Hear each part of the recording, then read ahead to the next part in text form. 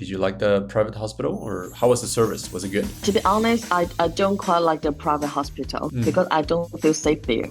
Oh, really?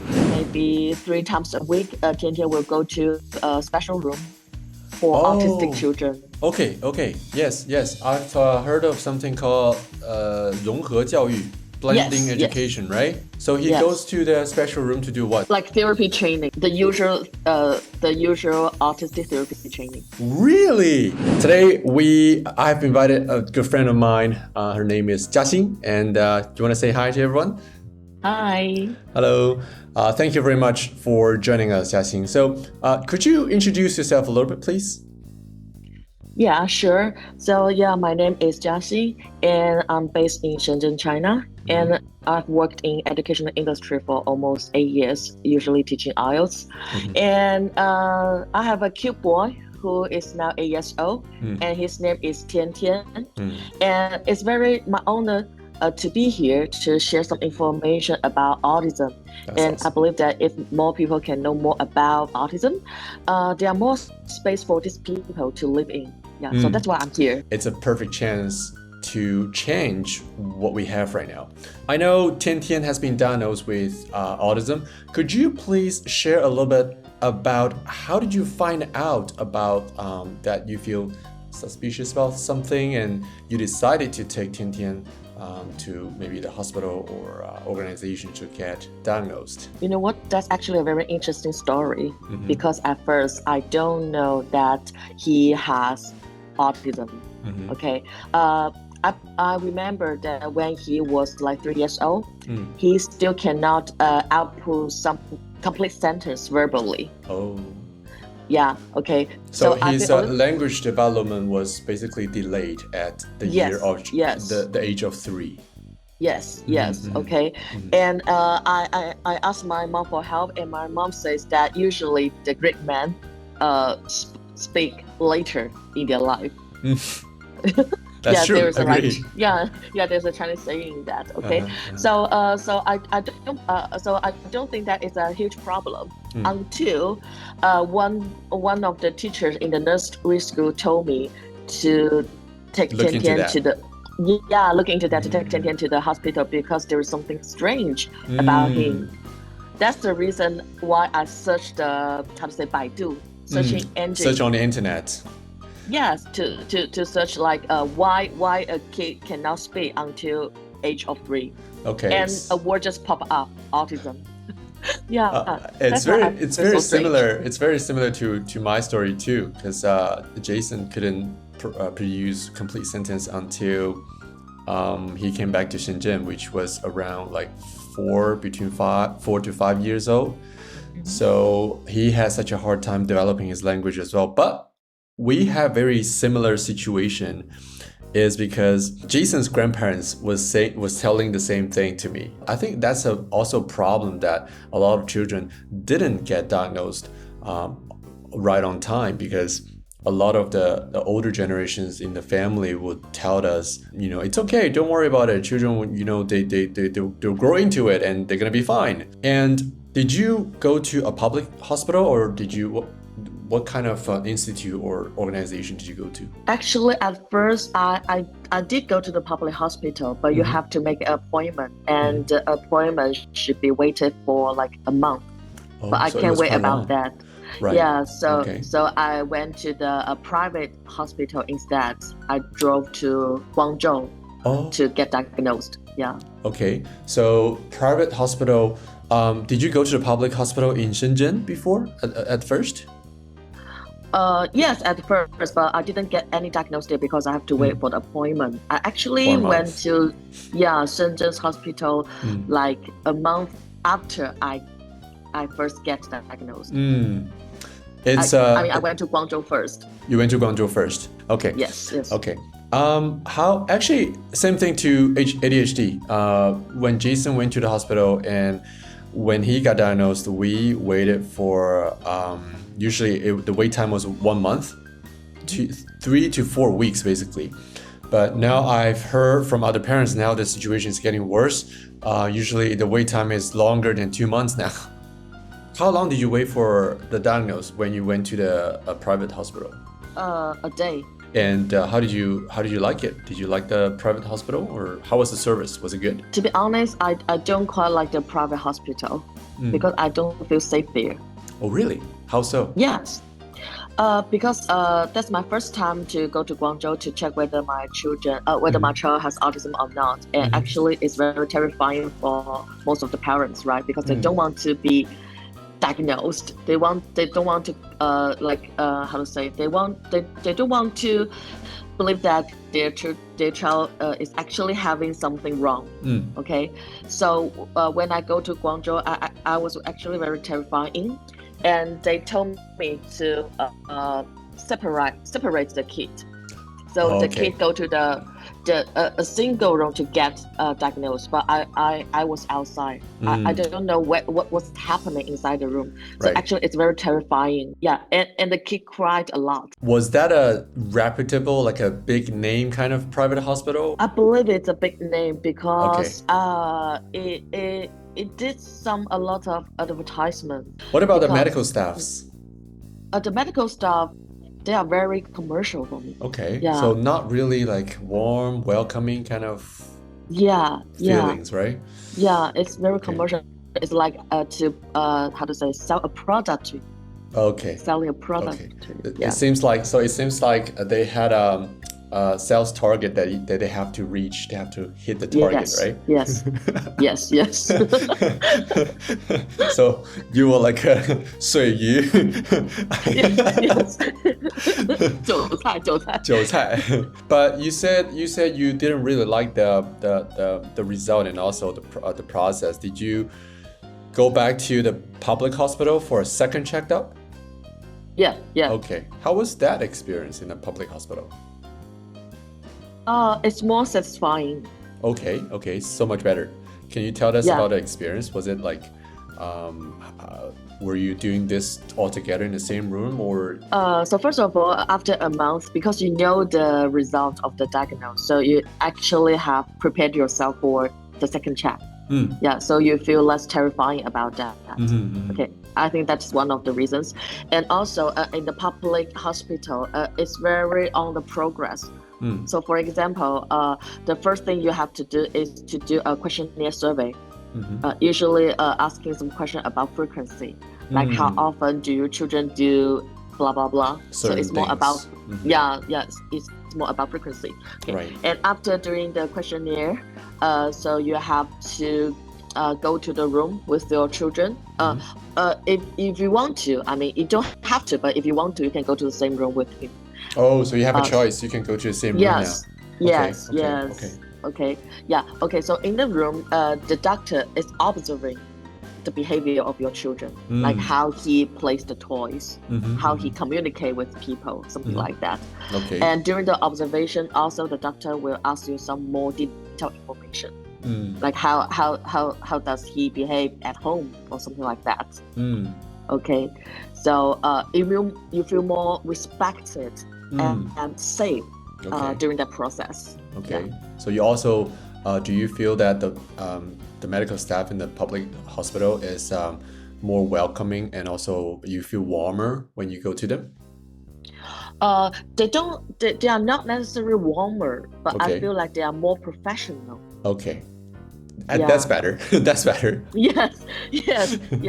So it's actually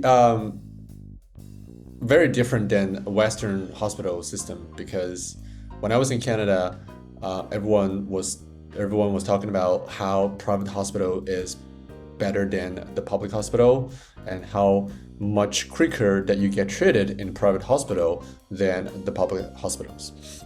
But apparently in China it's very different because according to Jiaxin's experience, she's been to both private and public hospitals, and she got to see the differences between these two systems. So it's actually very I would say it's very valuable experience to share with other parents as well, because I know a lot of parents or people outside of China, they want to know about the medical system here, and they have a better idea. If they want to get diagnosed or treated, they know where to go to.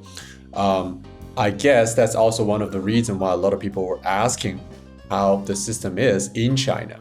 And that's very good. I like it. So now I wanted to talk about the support from the society and also the government with you after Tian Tian was diagnosed, basically.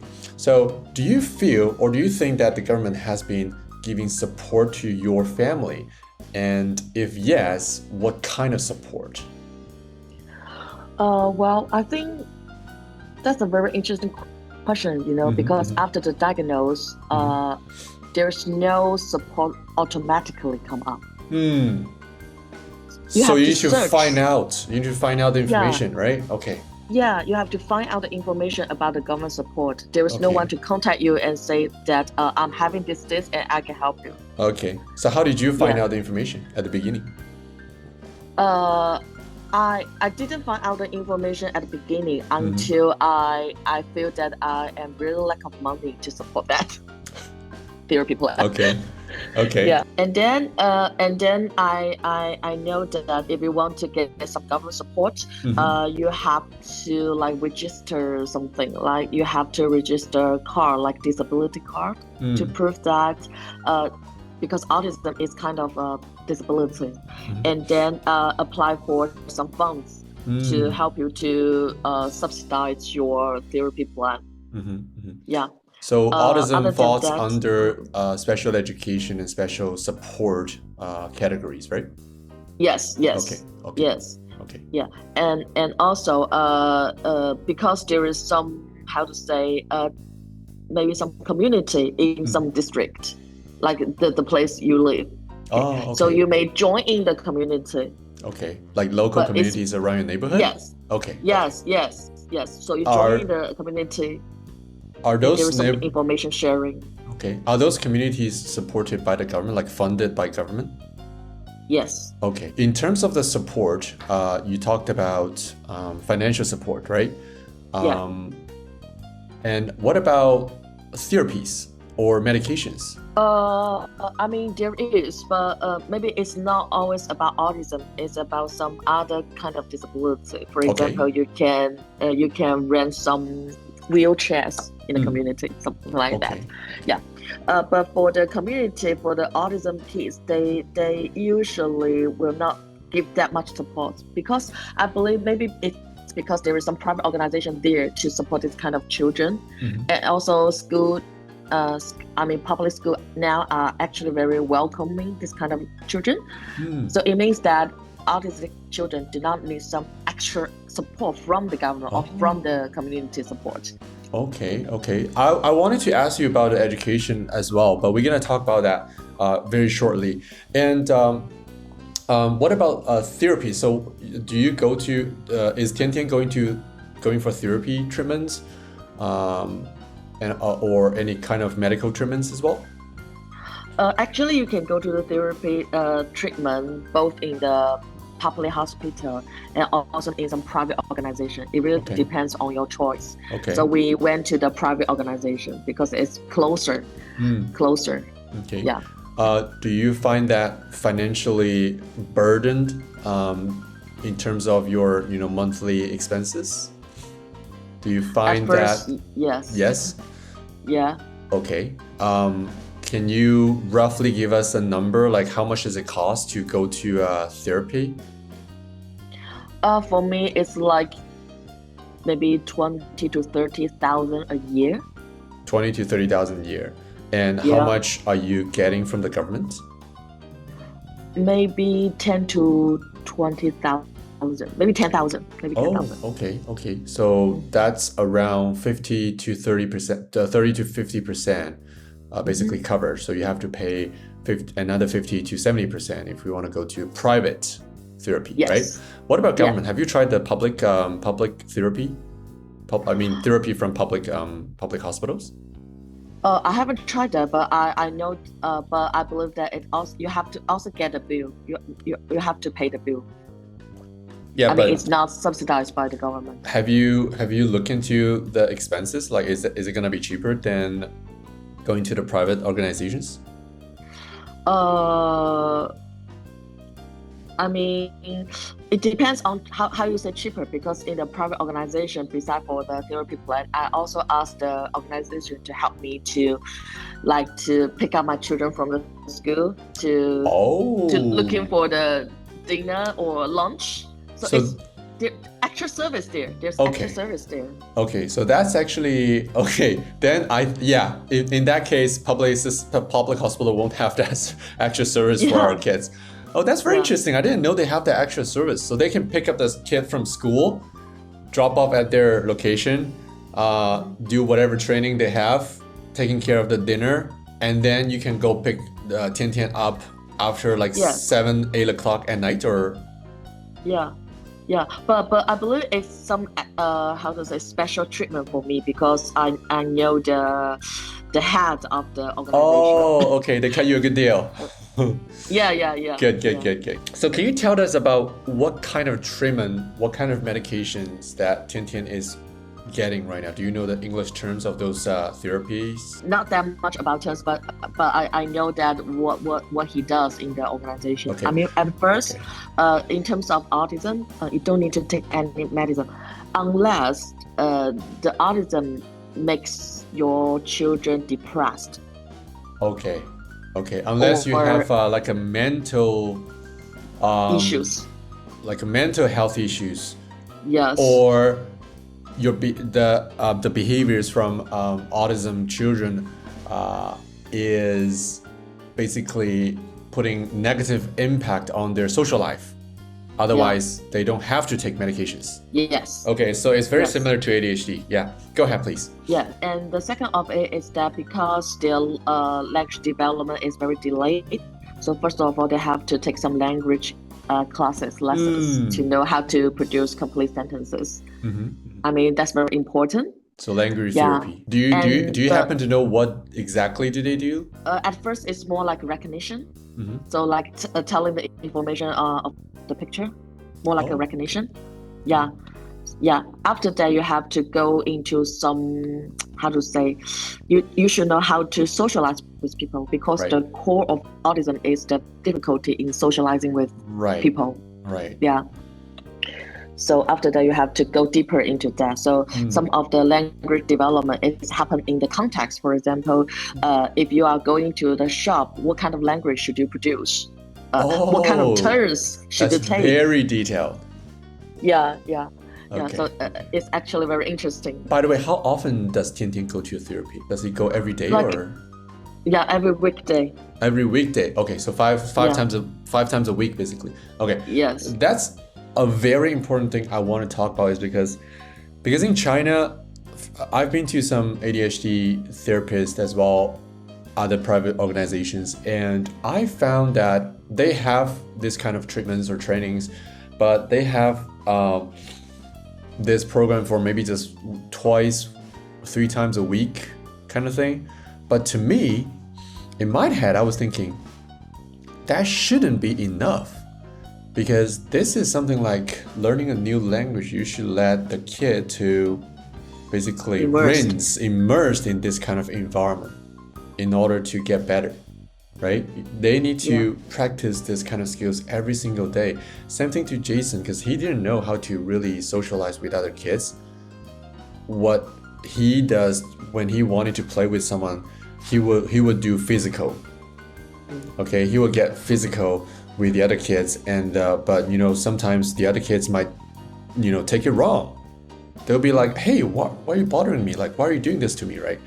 Even though Jason just wanted to play with them. So I was basically doing the same thing, like telling him, hey, when you wanted to play with someone, you need to tell them, hey, can I play with you? Can I play with you? Let's practice. Can I play with you? Then he will be learning Chinese just like the way he's learning English. Yeah. Like, he doesn't have a mother tongue, you know what I'm saying? Like, I will have to repeat again and again. Come on, let's say it. Can I play with you in Mandarin Chinese? To practice this, like almost every time when he goes out, I would do this with him. So I think this is very important information for other families, or if you are suffering from autism or ADHD. This is something that we need to do every single day. Going to a therapist or depending on public school, public system, giving you that 1 time or 2 times a week kind of treatment is definitely not enough. When I was in Canada, I was volunteering with the local organization as well from the government, and they have really good program, but due to the staff, of course, lack of staff happens everywhere. They didn't have enough staff, so the children can only go maximum once a week.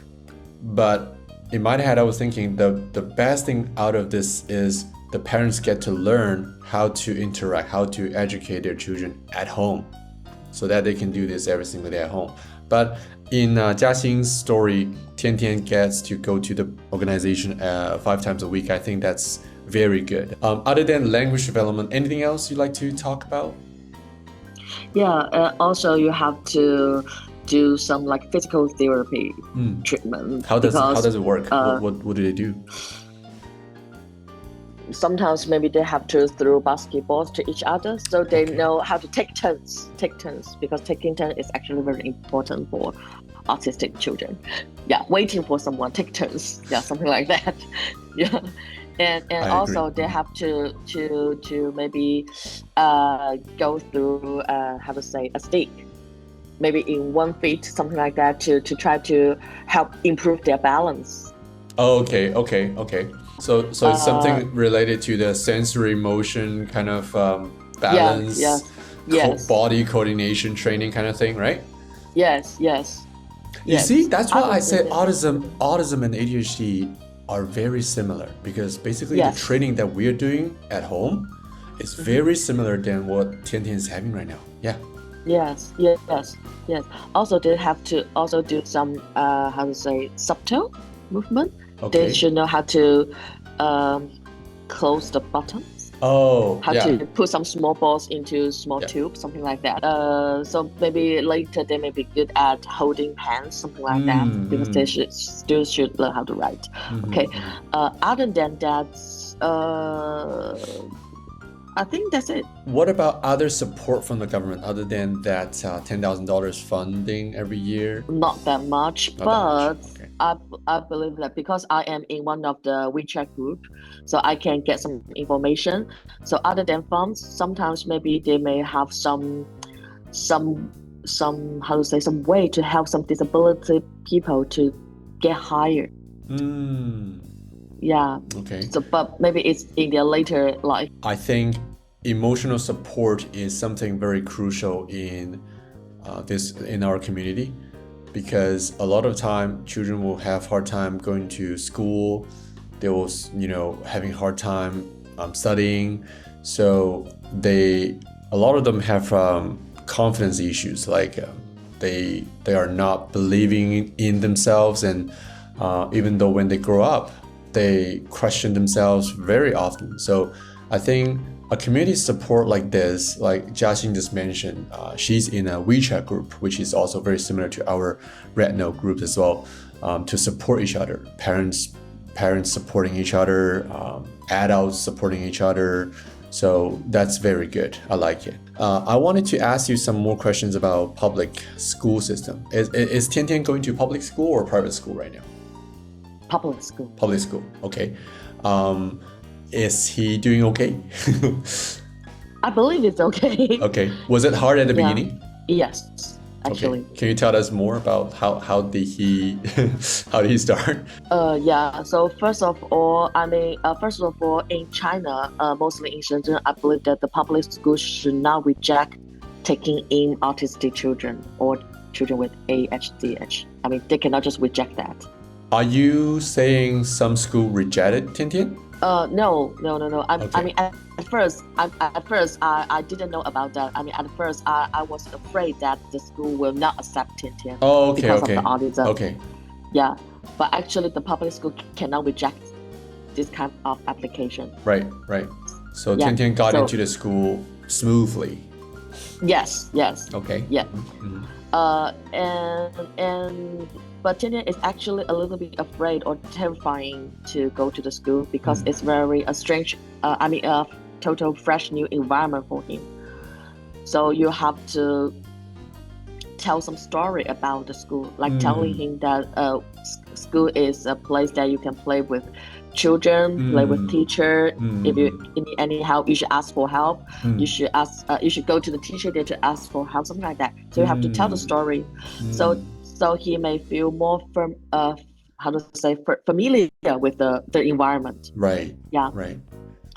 And the third is that as a parents, maybe sometimes we are very afraid that whether autistic children will interrupt the class.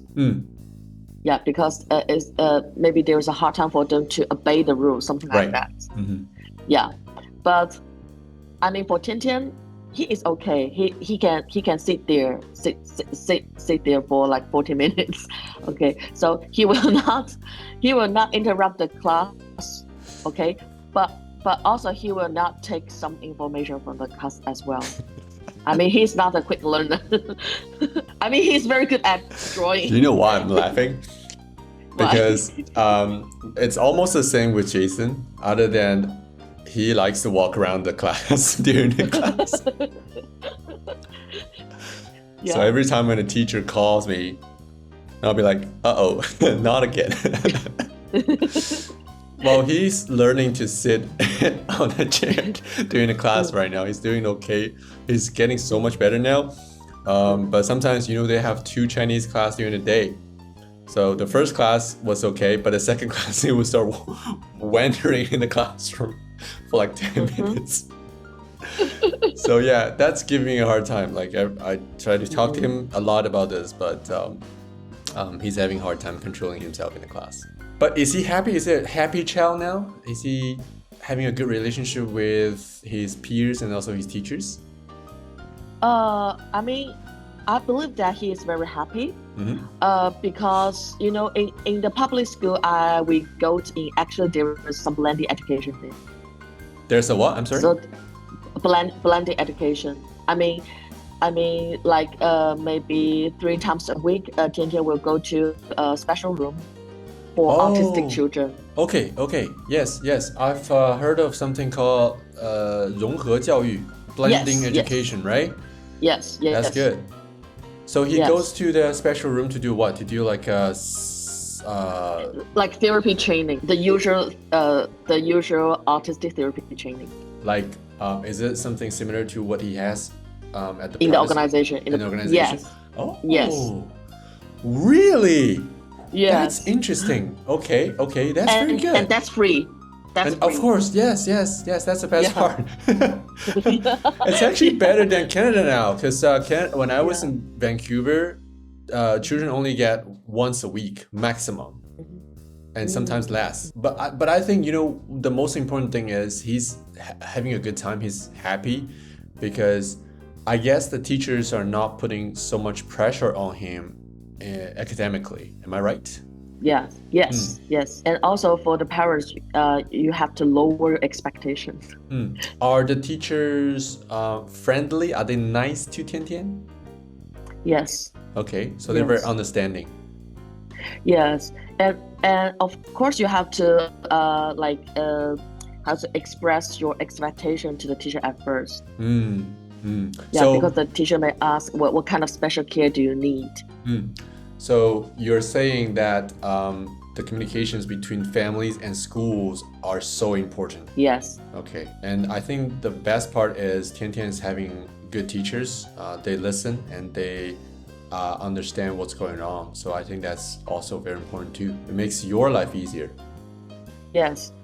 Yeah, but I believe that one of the issues that I am having now is to teach Tian Tian how to actually defend, because autistic children, they do not know how to defend themselves. And sometimes you don't know about that much information from the school, like whether he or she has a fight with other students. You have no idea about that. So and they cannot talk about that. And the thing is, maybe Tian Tian doesn't know how to talk about it when he goes home, right? Yes. I used to worry about that a lot too, because Jason has a delayed language development as well. So when he goes to school, when he got into trouble, the only source I could hear from was his teachers. Yes. But he's got a attitude kind of kid. So I'm not worrying about too much that he got bullied, but I worry that he might get into fights with other kids because he doesn't know how to talk about things. He doesn't know how to communicate. He used to like that, but he's getting so much better now. But I think that's also a big part that a lot of parents worry about, because you can't expect all the kids are nice and friendly, right? Yes, so teaching children how to set the boundary, how to protect themselves is also very important. Yes. That's very good. And I have a final question about his school as well. So, we have individualized education plan in some countries. Does Tian Tian get one of those plans when he goes to school? Academically, there's no. Okay. So maybe the most of the situation is to help Tian Tian to accommodate in this environment. Does the teachers have something like a plan to review with you every month or once in a while? Not regularly. Okay, once in a while. Yeah. Sometimes. Yeah. Yes. Not whenever on there's a regular something. Basis. Whenever something's up. Yes. Okay. So I've talked to some friends in the States on Red Notes because the video went kind of viral, and. They are talking about individualized education plan in the United States. A lot of them say, yes, they do have that, but it's kind of useless because either the teachers don't know whatever's going on or the parents don't know whatever's going on. I was thinking, oh, they have that, it's good. But now I'm like, okay, it's kind of useless as well. So, okay, that's all the questions I have. Anything else you'd like to add on to this interview or anything you want to say to our audience? One of the philosophy I have, dealing with autistic children, is that you don't need to actually teach them something, but you should be very positive and happy in front of them. Oh, good. Tell me more. Because when you actually really want to teach them something, you are actually putting a higher pressure and expectation on them. Okay. But if you are very positive and very happy in front of them, they may less likely to get some other issues such as mental issues problems. So setting up a very nice and friendly and positive family environment, you're saying? Yes. And the second of it is that you need to work very hard to create a good environment for them, not to change them, to adapt to the society or the environment. Oh, can you tell me more? Can you go deeper, explain more about this? Like, what do you mean by? I mean, because for the autistic children, sometimes they may have a huge passion in one thing. We call it repeated patterns. Right. For example, like Tian Tian, he likes drawing metros a lot. But you cannot take that as a quirk. You just think that as a talent. And you need to tell others that he is actually very talented and happy boy, instead of saying like he's getting sick. I think so. Like I agree with you. Yeah. So like what we are doing right now is to let more people to know more about autism and also about ADHD. So that's why we would like to create a environment for this kind of people, not to tell these people to change your behavior and adapt to the society. Yes. I grew up with ADHD, and it was a help. It was school life was a help to me. And I totally agree with you that a lot of these kids, they just have a delayed development, but it doesn't mean that they're stupid.